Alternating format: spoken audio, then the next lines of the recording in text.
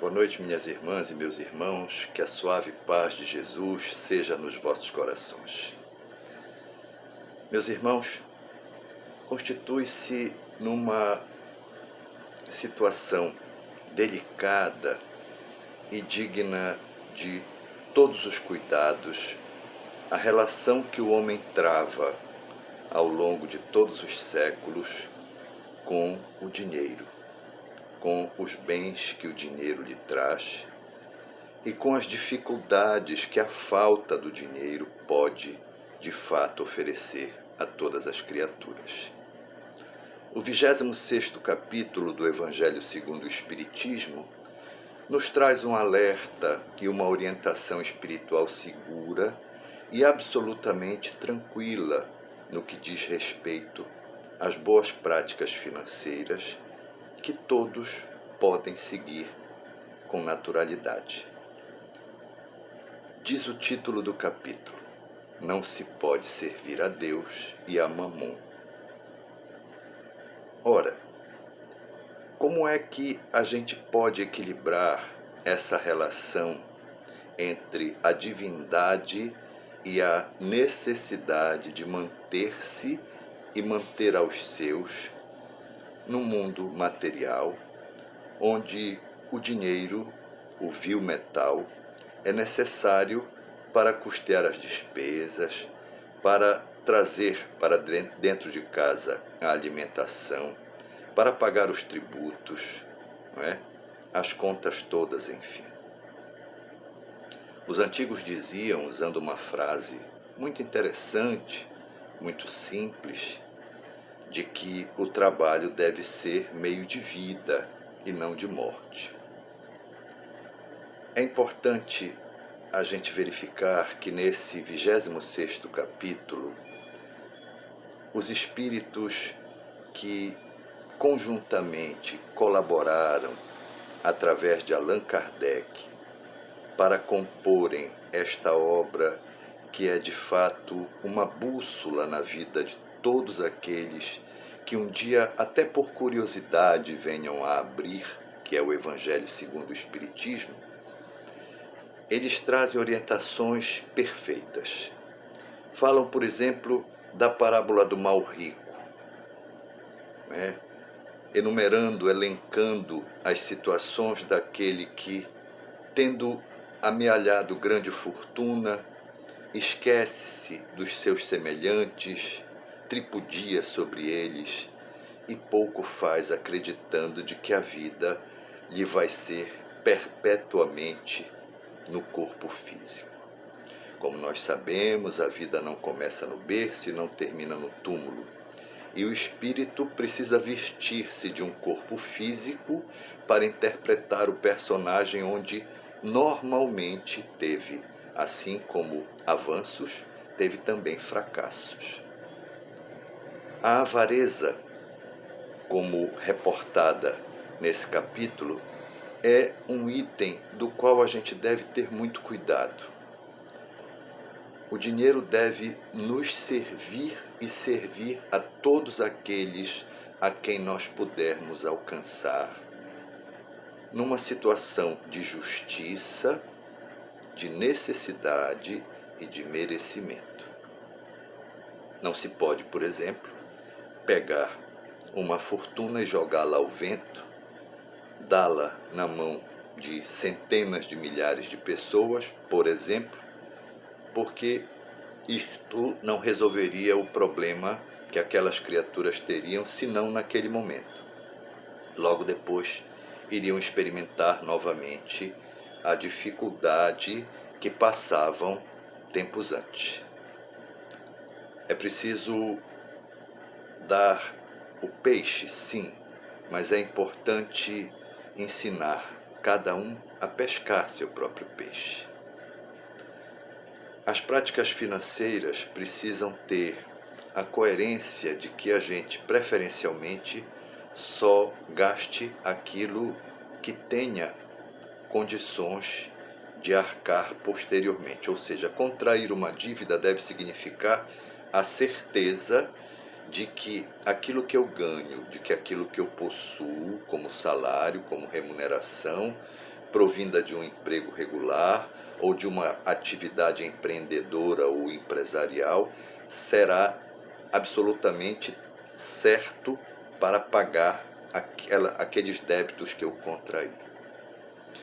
Mas é preciso entender, buscando o nosso encontro anterior neste mesmo canal, onde você encontra diversos vídeos que, preparados pela espiritualidade, onde a gente apenas transmite a mensagem, este é o nosso papel, ali encontram-se muitas mensagens importantes. E no último, quando falávamos sobre os vícios na visão espírita, nós fizemos uma abordagem sucinta, muito rápida, sobre a compulsão. Muitos de nós, dentre os nichos, como nós falamos lá naquela ocasião, dentre os nichos das viciações por álcool e outras drogas, traz também os vícios da compulsividade financeira. Pessoas que não conseguem ter a prudência de comprar apenas o necessário, compram demais e endividam-se. Outras, embora tenham as condições de pagar suas dívidas, não o fazem, tornando-se perdulárias. É preciso ter o cuidado de equilibrar as coisas, porque também para as dificuldades financeiras é constituído um nicho onde fica lá abrigada, incólume aquela situação.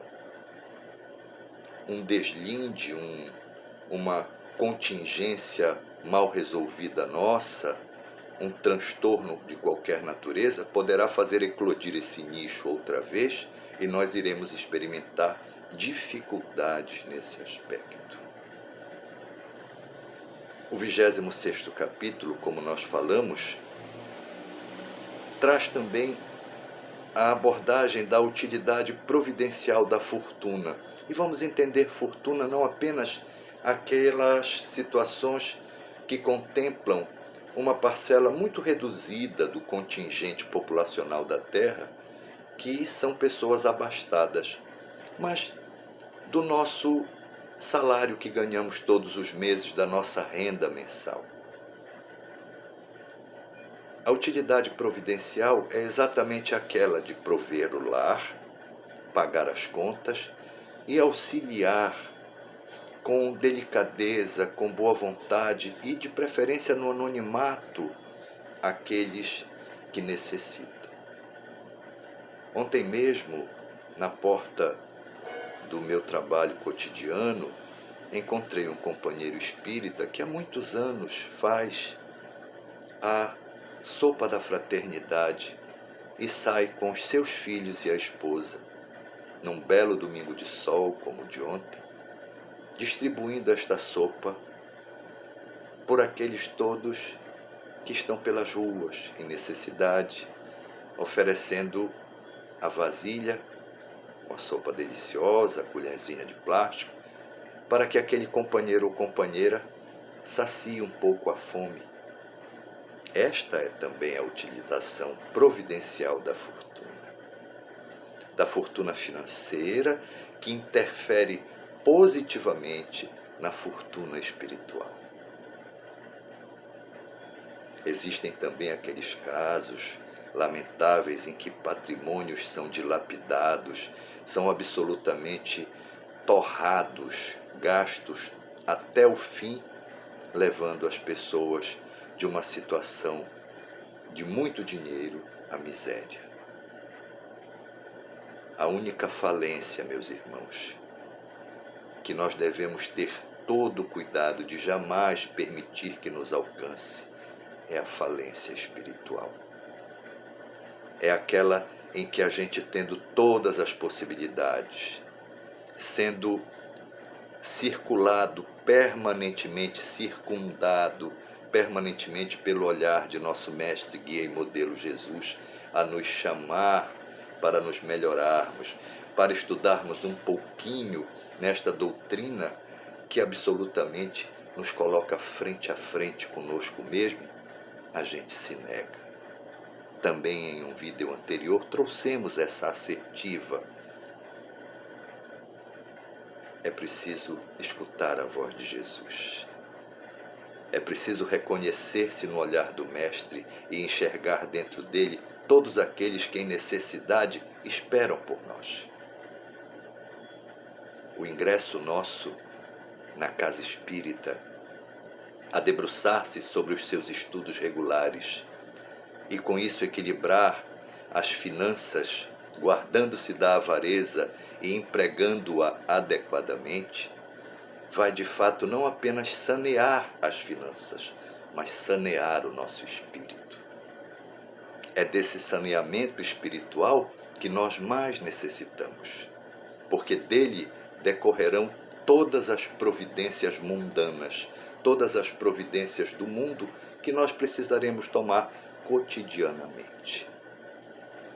Vamos assim, portanto, nos abster da avareza e também vamos nos abster de não fazer aquilo que podemos fazer pelos nossos semelhantes.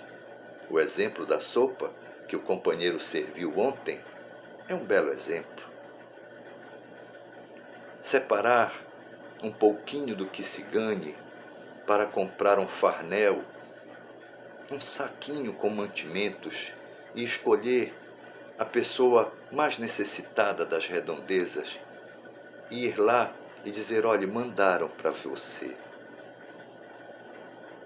Certamente vai resultar disso uma pergunta: mas quem mandou isto para mim? Jesus. Jesus foi quem mandou. Vamos fazer, meus irmãos, fazer valer a boa vontade que tenhamos, para que o Mestre não precise dizer, como disse ao jovem no Evangelho: vai e vende tudo que tu tens e me segue. O Mestre de fato não quis que aquele pobre jovem desfizesse-se de todo o patrimônio que possuía. Ele quis apenas que ele se tornasse um homem novo. E essa é a maior aposta do Cristo em cada um de nós. Que a gente se reforme. Trabalho que deve ser cotidiano, que deve ensejar empreitadas diárias, de boa vontade, de alegria, de afinco. Lembram do outro vídeo que a felicidade não deve ser um intento, mas uma realidade vivenciada? Vamos seguir, meus irmãos, nos instruindo e, sobretudo, praticando as instruções que recebemos. Se alguém nos pedir, é porque precisa. Se não for possível dar a moeda ou dar o auxílio material, demos a prece, demos o sorriso, pausando a mão sobre o ombro do companheiro e dizendo: vai dar tudo certo, você vai conseguir. Quando a gente olha para trás e vê o caminho pedregoso que a gente teve que ultrapassar até chegar ao caminho luminoso destes dias, quanto sofrimento necessário, porque o sofrimento é terapêutico, quanta necessidade vencida. Se eu posso, eu devo fazer. Se eu tenho, eu devo dar. Mas tudo isto deve ser providencial, ou seja, deve estar de acordo com aquilo que o grande Pai que está nos céus, mas que habita todos os nossos corações, mesmo quando a gente negue isso, a gente vai viver feliz. Equilibrar as finanças significa equilibrar a vida física, mantendo os nichozinhos que nós trazemos incólumes e vivendo dias de tranquilidade e paz.